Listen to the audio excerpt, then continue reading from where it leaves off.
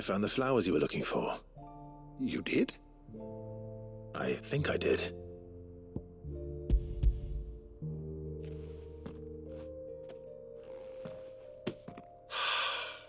You did indeed. My dear boy, thank you. You wanted to make Dion a gift of one, did you not? Shall I invite him to join us? Oh, I don't... It's no trouble. I'll go and fetch him.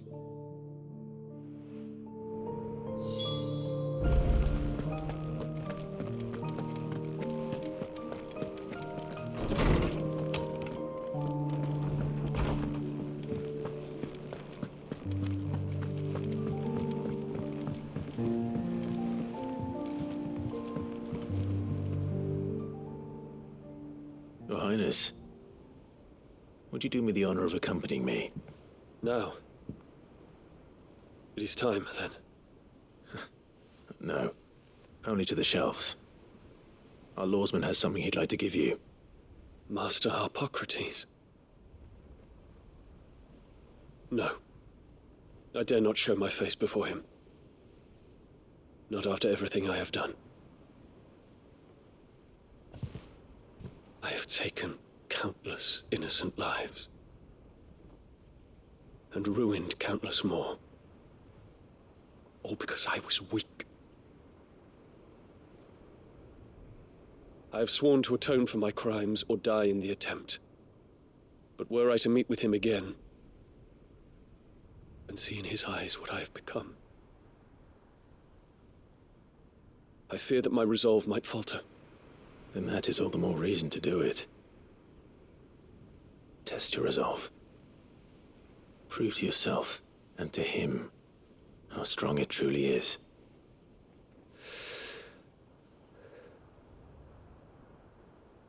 You are right. I must, at the very least, offer him my gratitude. Very well, then. Take me to him. Follow me.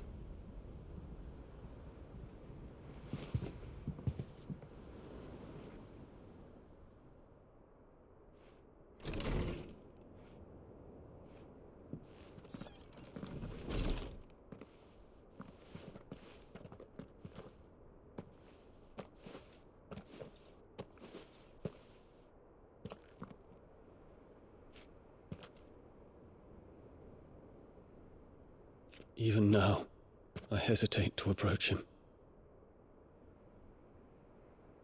What must he think of me? You'd be surprised.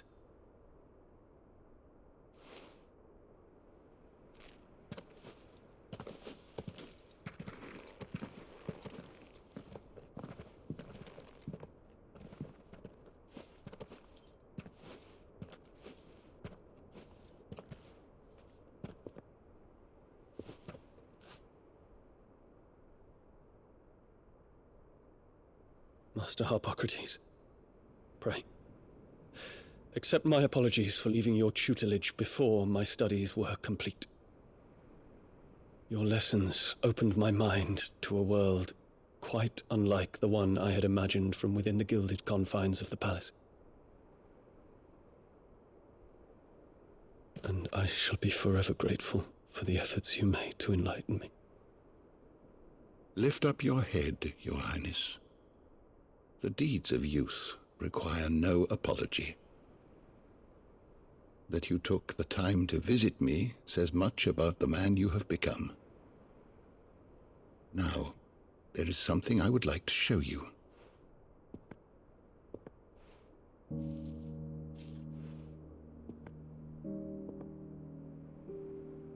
Is that a wyvern tail? The color is unfamiliar to me. Because it is unique to those found in the wild. Something in the harsh environments in which they grow lends them this striking hue. Their roots are indistinguishable from those of their hothouse cousins, but once they bloom, the difference is immediately apparent. In this flower, I see you, Your Highness. Its roots were the roots of a wyvern tale, with all that implies. But they do not define it, just as yours do not define you. I want you to have it, that it might remind you of this truth.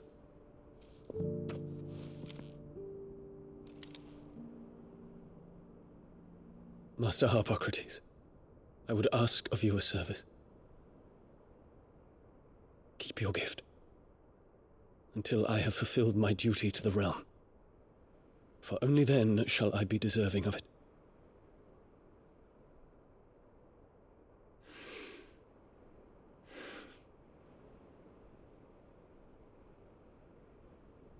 As you wish, Your Highness. I shall await your return.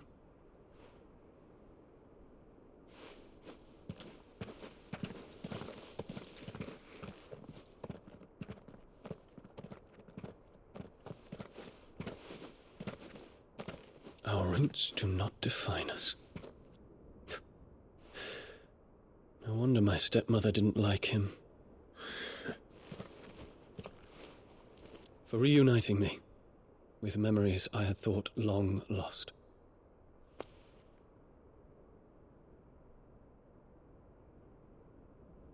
I shall not forget this.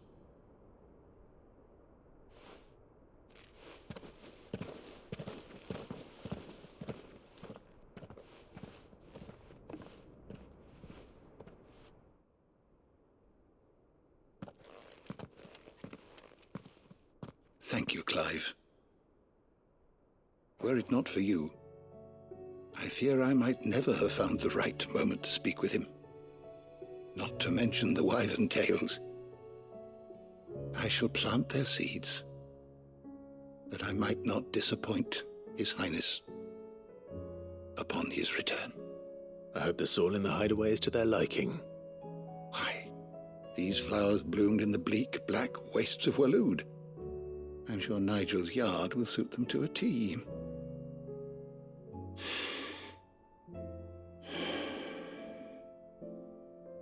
When it comes to expressing one's gratitude, I find that words are seldom sufficient.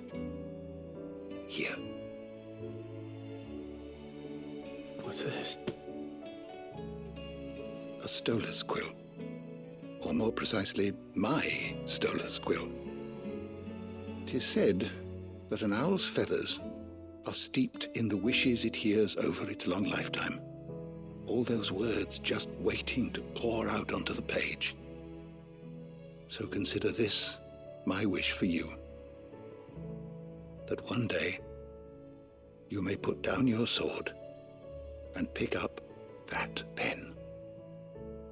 Well, when that day comes, I'll certainly have a lot to write about.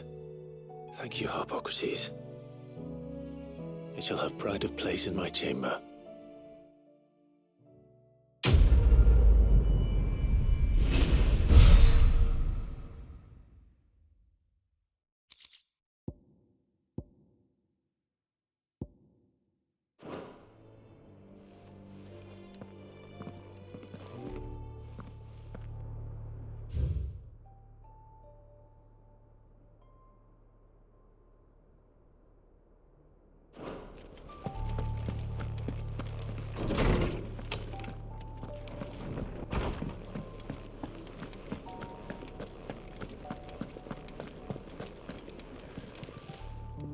Clive. If you're gonna buy something, be quick about it.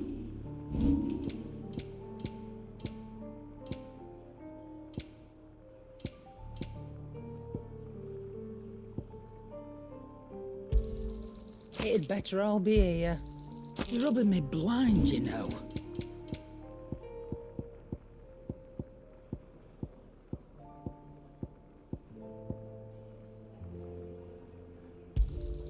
And be thankful you got that much.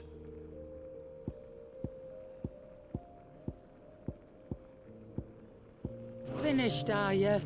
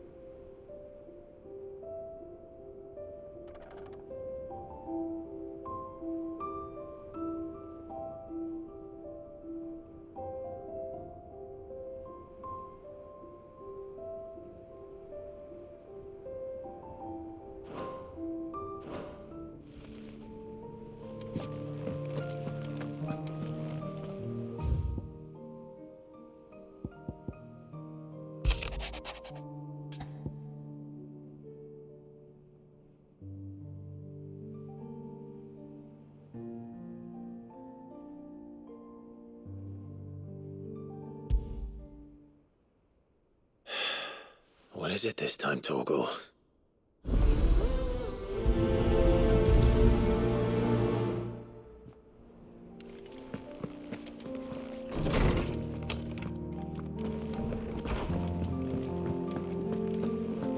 First the skies, then the crystal. Say what you will, Lady Karen has seen her.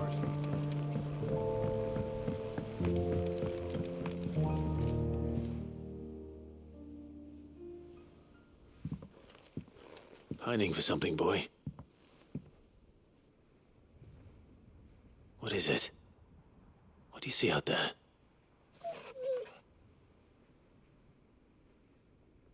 I never did ask where you got that anklet of yours. From Sid, that's why. On the day he brought him home. That long ago? And you're only thinking to ask this now? Sid saw that the pup had a habit of gnawing on his leg, since you ask. Clap that there iron on him to keep him from doing it. What was wrong, boy? I'll take like as not. Must have been hard on the poor whelp losing his loving masters at such a young age. Doubly hard in being a frost wolf, torn away from his icons and all. Sid would always tell him, you want my iron gone, you find what it is you're looking for. I reckon what he was looking for was you. I'm sorry, Torgal. Sorry for making you wait so long. Let's get that thing off you.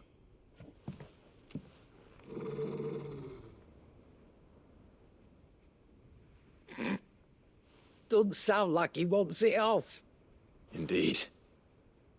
You miss Sid as much as the rest of us, don't you?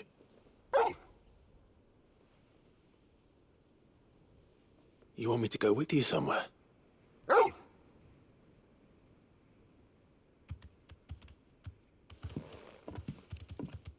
Quick, aren't you? Glad you've been paying attention. Not nearly as much as you have, Lady Karen. Aye, good thing and all. It's not like Gav would have kept him in nuts and rubbed his belly these past 10 summers. Your kindness is appreciated. You've been a good friend to him.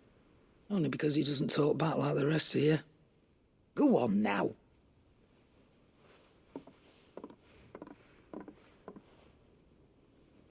Where to then, Torgal?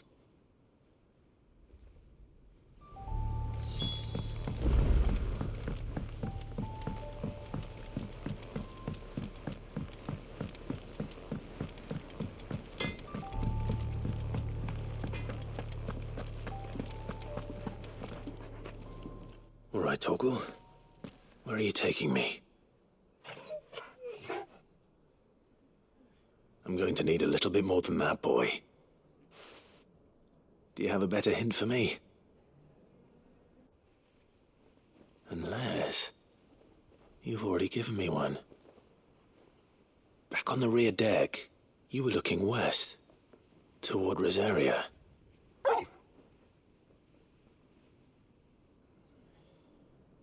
Why don't we try the rookery?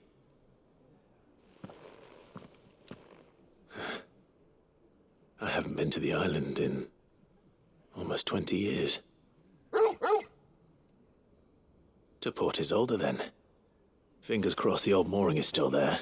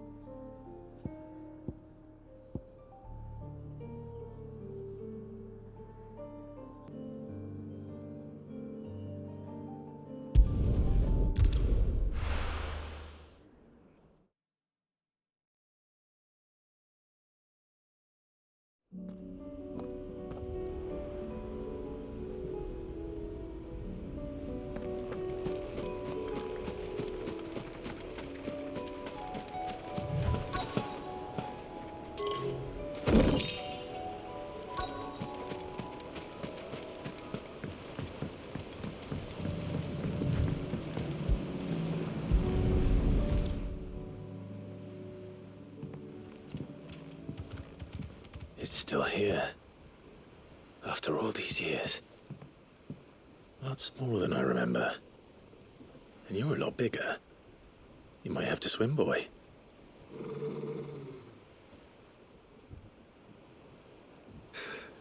I wasn't being serious.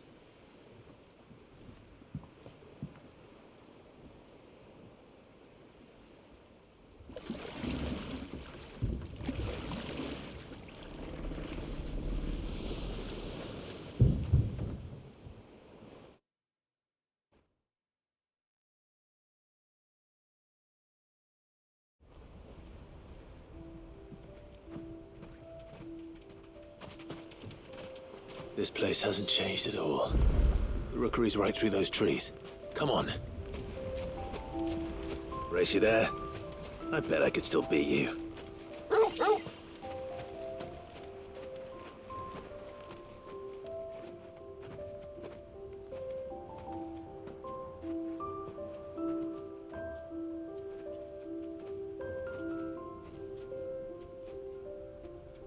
Here we are. This was our hideaway. Wasn't it, Torgal?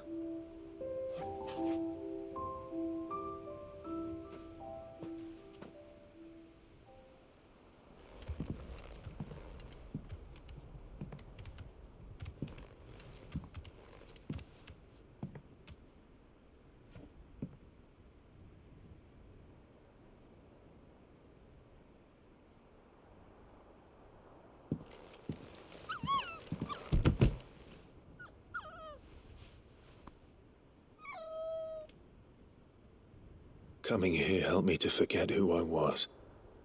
Or wasn't. Prince, shield. Son his mother could love. Had I been any one of those things? Perhaps.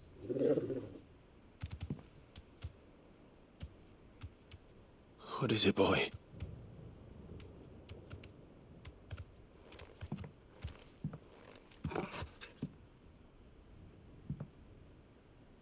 This is all from the castle. And Phoenix Gate. Did you bring these here?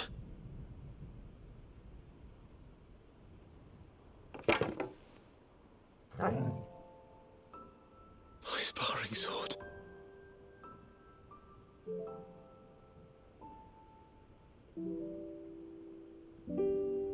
Well. You never stopped looking for me, did you, boy?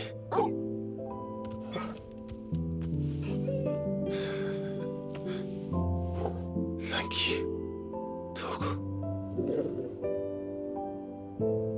For never giving up. For never forgetting.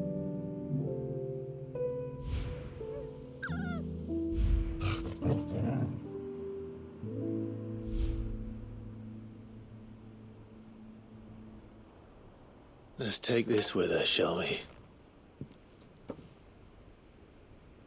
So I don't forget either.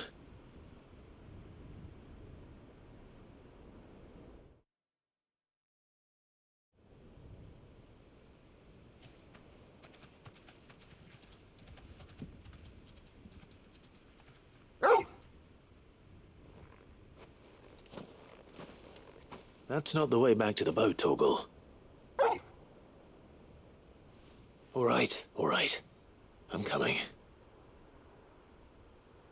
I think I know where we're going.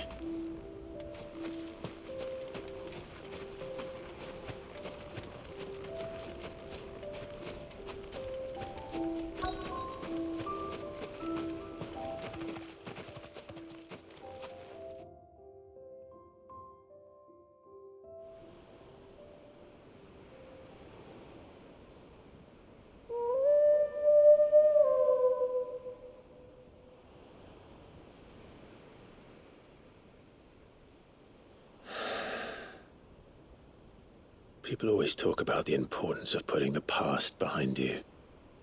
But without it, we wouldn't be who we are today.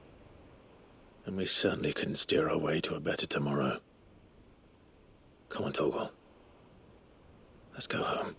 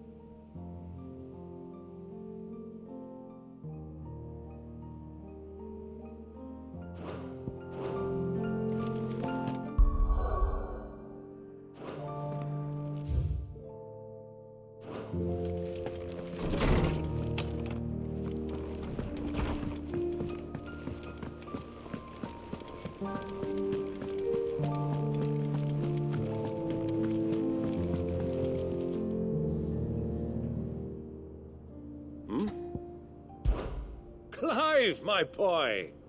Rutherford informs me that we owe you our thanks. Hadn't intended for you to get involved, but such are the times we live in, huh? I would have done the same for anyone else. You're far too modest, Clive. You'd make a terrible nobleman. But tell me, is the realm truly in as dire a state as Rutherford suggests? From what little I saw, you were right to be worried. I suppose I should have expected the worst. But I was rather hoping the great and good of the realm might have things a little more under control. Alas, it seems that firm leadership is in short supply these days, and without it, the people are bound to lose their way. We must move quickly. But where do we start? True, the challenges that face us are many. But in my estimation, there are two key areas to be addressed before any other. The realm's armies and her larders. As you've seen firsthand, it's every man and woman for themselves out there. Certain cities have banded together to try and maintain some semblance of order, yes, but such cases are few and far between. And yet, the only remedy for the chaos that faces us is unity. A unity that transcends even the borders laid down by our ancestors. In short, if Storm does not stand together, she will fall apart. But how would one even begin to unite the realm? The armies, my boy. As I told you already, we begin by restoring order among the ranks of those sworn to maintain it. Sadly, I doubt I could convince even the lowliest gaggle of privates to dig a latrine together. But I do know someone the High Commanders have been known to listen to on occasion. Field Marshal Eugen Havel. I thought he was retired. He was, until an Akashic army tore through Randalar and killed most of the rank and file. There is no man alive more capable. Literally. And as luck would have it, I've already spoken with him on the matter. Of course you have. And he's agreed to help. On one condition. That he first speaks with you personally. Havel has always been a man of frustratingly rigid principle, and he has certain qualms about clasping arms with, well, with an outlaw. I extolled your many virtues as best I could, of course, but the old goat was adamant that he be allowed to appraise you in person. You don't mind, do you, my boy? Of course not. As long as chaos reigns, we will never build a better world. I'll do whatever it takes. And if the Field Marshal wishes to speak with me in person, then so be it. That's the spirit. I'll leave for Randalar at once. Would you send a Stolas? Of course. Rutherford is already in the Dalmekian capital. I'll have him tell Havel to expect you forthwith. Excellent. Thank you, Uncle. No, thank you, Clive.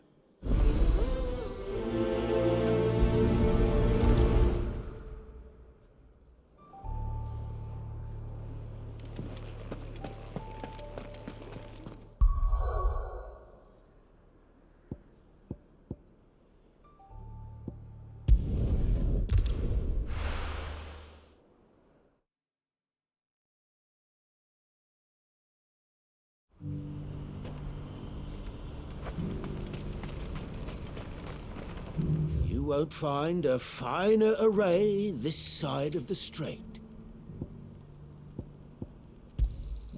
You've a discerning eye. May Gilbert smile upon you. Do you see that too?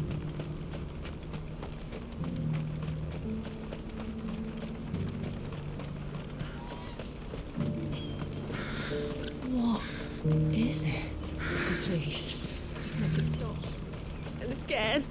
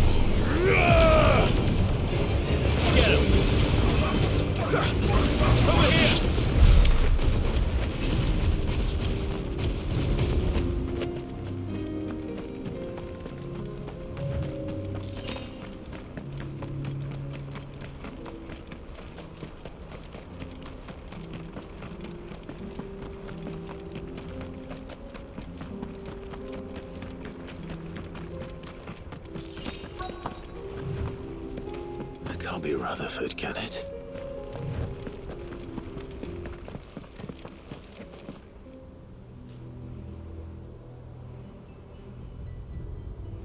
Turncoats and cowards, the lot of you!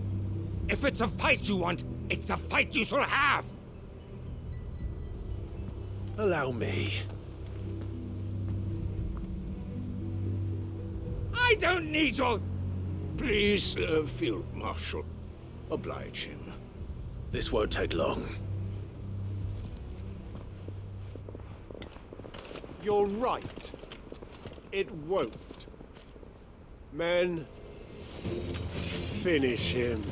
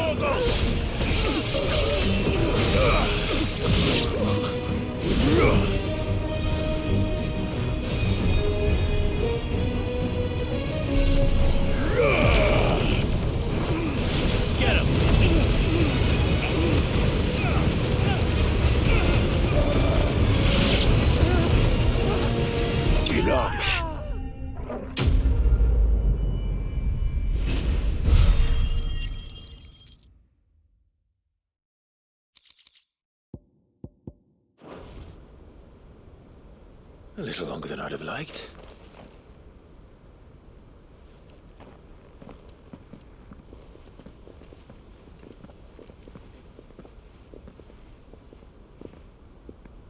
Field Marshal Havel, I presume. Are either of you injured? No, my lord. You arrived just as our escort turned on us. Fucking traitors. I'd heard reports of soldiers in the outlying regions abandoning the oaths they swore. But I hadn't thought the corruption had reached so close to the heart of the Republic. It's a fucking disgrace. Your interfering old bastard of an uncle tried to warn me, of course. My lord Marquis. Or is Sid the Outlaw more to your liking? Call me what you want. It doesn't change who I am, or the urgency of the message I bring. My uncle has a plan to right the realm, and he needs your help to see it through. Before I agree to anything, I'd have you answer one question. What do you stand to gain from all this? I won't deny that I might benefit from further chaos. But I seek a new beginning for all of us. And while the choices I've made may not always have been the right ones, I know I made them for the right reasons. For so long, so many of us have been told how we could live, how we could die, when it should have been our decision all along. Now we have a chance to put things right. But in order to take it, we must stand together, even if it be beside those with whom we don't see eye to eye.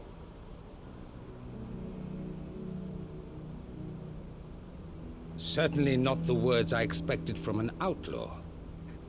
But perhaps your uncle was right. You are no ordinary outlaw.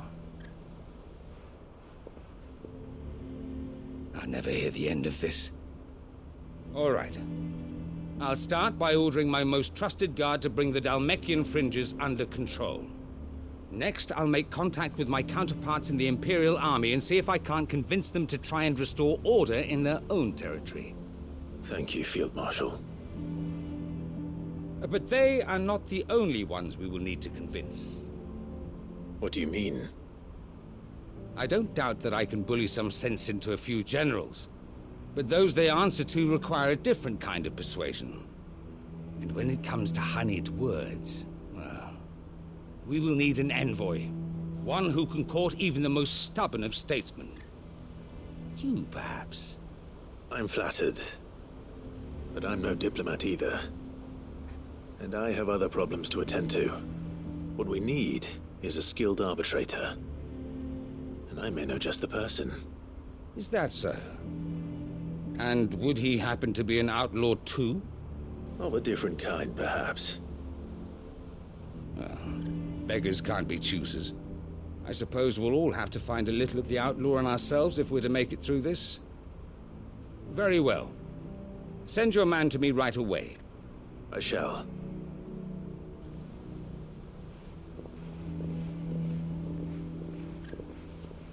My Lord Marquis. Your Lord Uncle bade me escort the Field Marshal to his manor in Port Isolde. And I will see that my associate joins you there. Very good, my lord.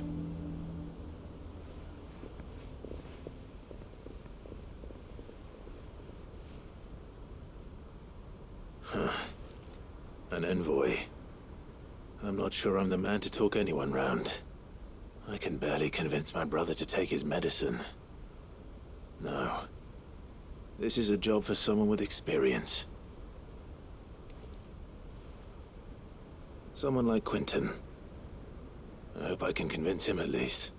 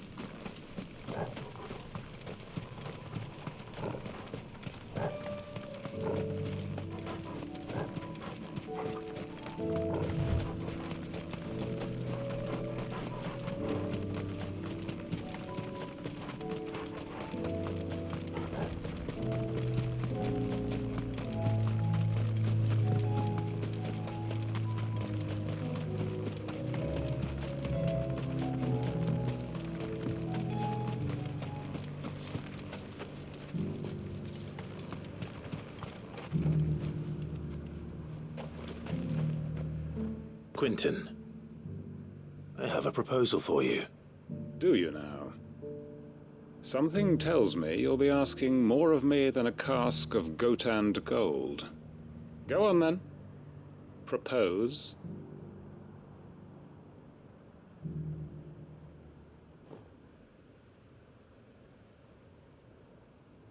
You'd have me convince the chiefs and chamberlains of the realm that they should simply swallow their pride and do the one thing that has proved impossible for thousands of years. Was there anything else? Perhaps I can fetch you a meat pie as well. I know it's a lot to ask, but I can think of none better suited to the role. And you'd have me give up what little I have left to do it. I told you, Clive. The people of Lostwing are my family, and I cannot abandon them. You'll have to find someone else. I'm sorry to hear that. So am I. And why might that be? What he's asking. How's it any different to what you've done so far? They want you to speak for those who can't speak for themselves. That's what you do best. If it's the vineyard you're worried about, we'll see that the grapes are picked and the tons filled. You know we will. It's not that. Then what is it? You said yourself we're family. Don't you trust us? You know that's not what I'm...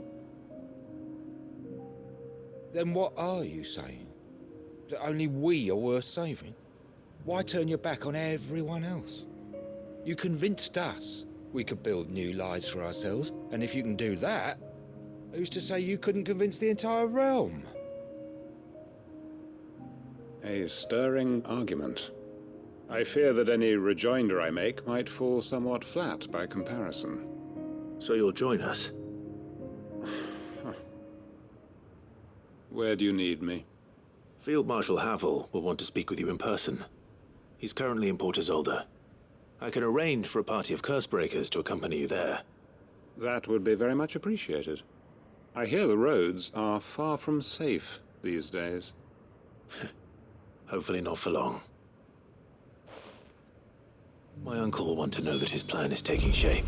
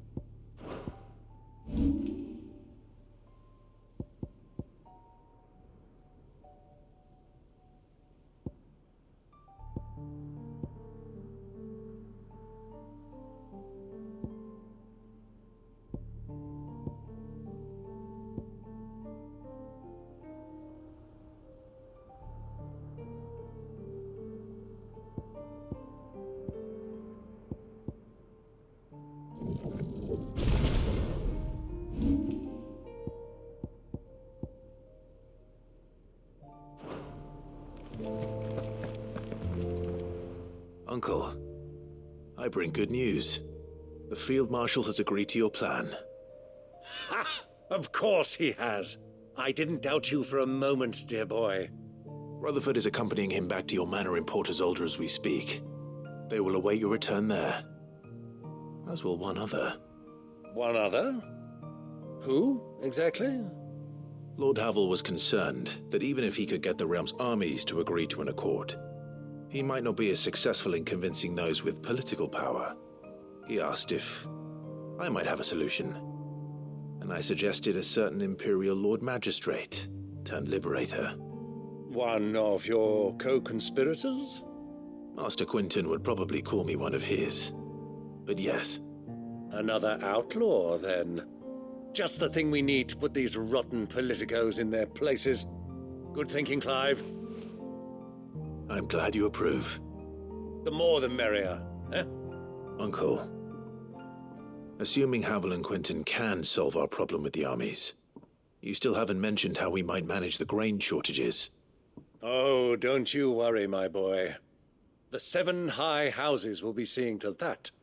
They have all agreed to make the most generous of donations. Oh, of course, it did take a little persuasion, but luckily I had some unexpected help. From who? Why, you, my boy.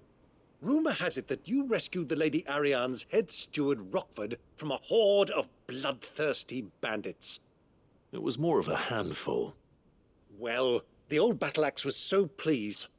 She had a shipload of talents delivered to my private docks by the next new moon. And when the other houses saw the parsimonious old crone's purse strings finally loosen, they as good as tripped over themselves in the rush to follow suit. I'm happy to hear it. Now, I must be getting back to the manor. Join us there at your earliest convenience, would you? Of course, Uncle.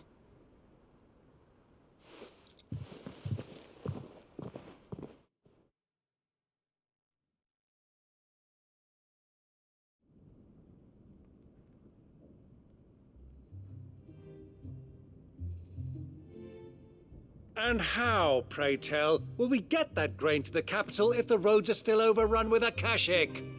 You'll find another bloody road. I only have so many men, and I'm not about to send them headlong into an ether flood. That is, unless you'd have them turn as well. Well, I'd certainly eat less. Says the man with a belly bigger than a band of curls. My soldiers actually need their rations. Without any food to keep them going, they'll be dead even before you've sent them on your fool's errand. If I may, gentlemen, perhaps I might suggest an alternative approach.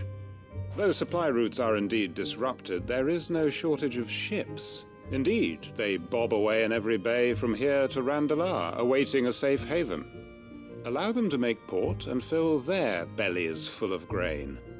And once those who crowd the cities are fed, ferry the displaced back to the countryside to work the fallow fields.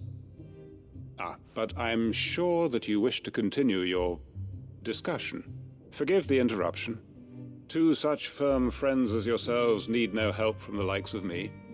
Rutherford spoke fondly of the great bond between you. Us? Friends? I can't stand the man! Clive, I'm beginning to question the quality of the company you keep.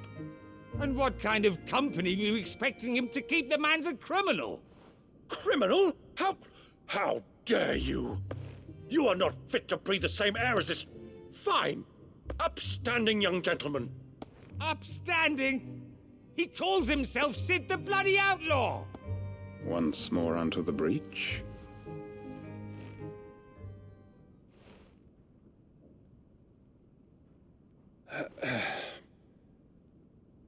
Shall we begin again?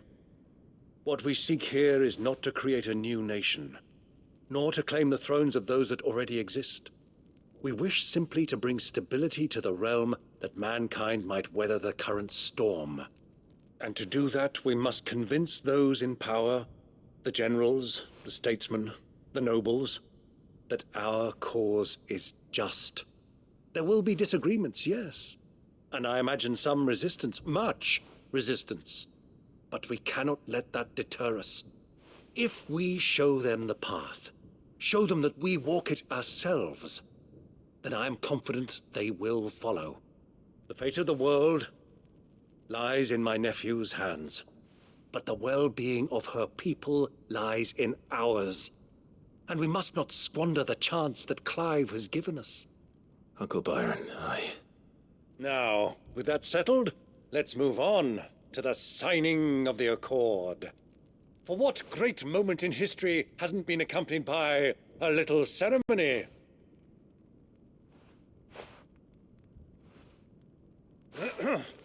Citizens of Valisthea, I present to you the Triunity. Rutherford, Mike Will.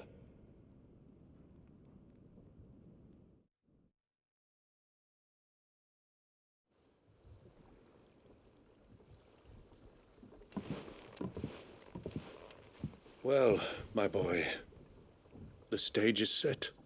that it is. This is the role you were born for. Now I ask only that you trust in the talents of your supporting cast. We shall play our parts to the best of our abilities, that you might have the opportunity to shine. The realm needs its Sir Crandall. and there is no better Crandall than you, Clive. I want you to keep this signed accord as proof of our faith in you. I will. Thank you, Uncle.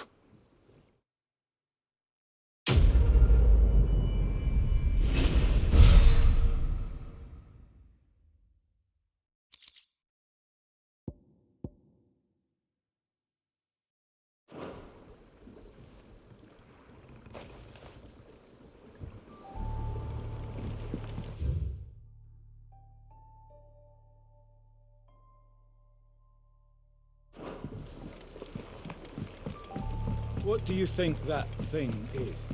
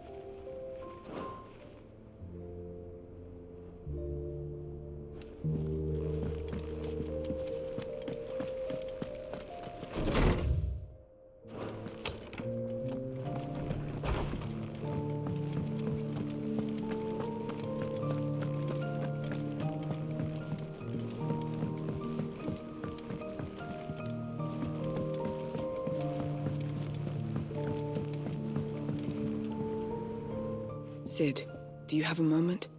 By all means. It's my old master. Seems there's no escaping her. She found some way to send me a letter. And something else. Records from a Waluda prison. Seems they were keeping a lot of bearers there. How did she come by such a thing? Finding bearers always was her strong point. And it seems the cells of Balmung Dark are full of them. Foreign captives, the masterless. Bearers no one would miss. And even better for her, bearers with no one to look after them. When ether started lapping at the walls, the jailers fled. Leaving the bearers to be liberated by whoever happened to come along next. Sid, I'd like to believe that I've earned your trust by now.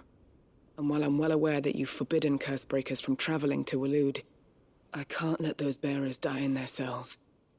I'd rather risk shipwreck on the Shadow Coast than leave them to starve. We'll be needing the Enterprise if we're going to navigate the Narrow. Does that mean... I'm making an exception, but we travel together.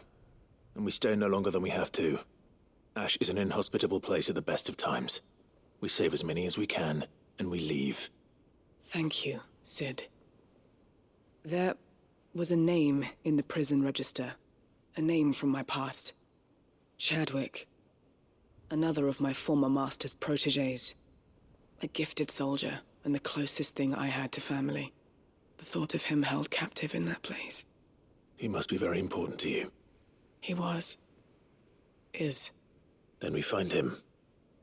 The entrance to the prison lies in the shadow of Ravenwit walls, just beyond the portcullis.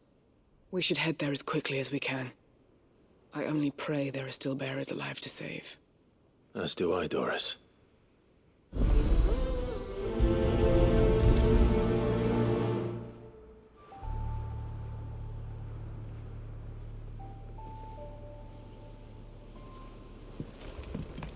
There's something about it.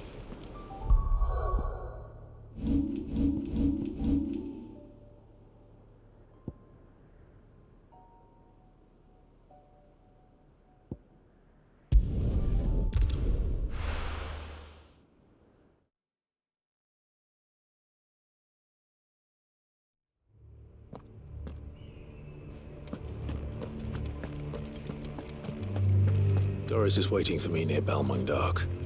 The The longer she's out in the open, the more likely she is to be found by a Kashik. I need to hurry.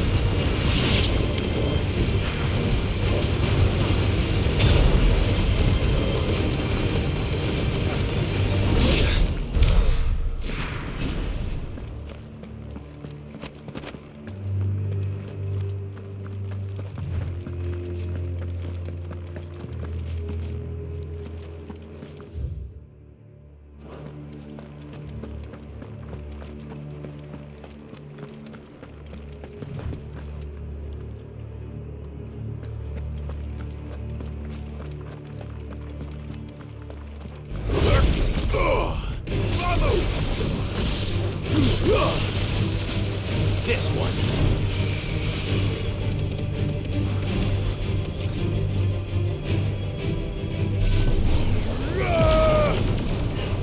Slow talk. This one.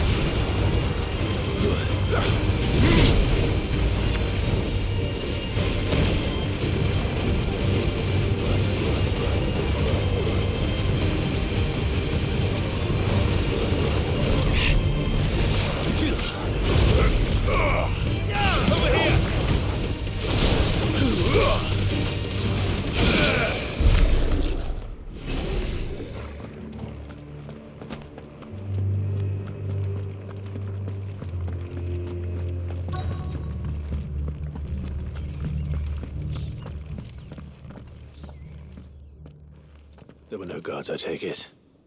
None manning the gates, no. It's a different story inside, though. The corridors are crawling with the Kashik. Most likely guards left behind when the wardens ran. If Chadwick was being held here, I worry that he may already be. Don't give up hope just yet, but let's move quickly. Let me check the ground floor. The ether's thickest there. Then I'll search the upper level. Good luck, Sid. Stay safe.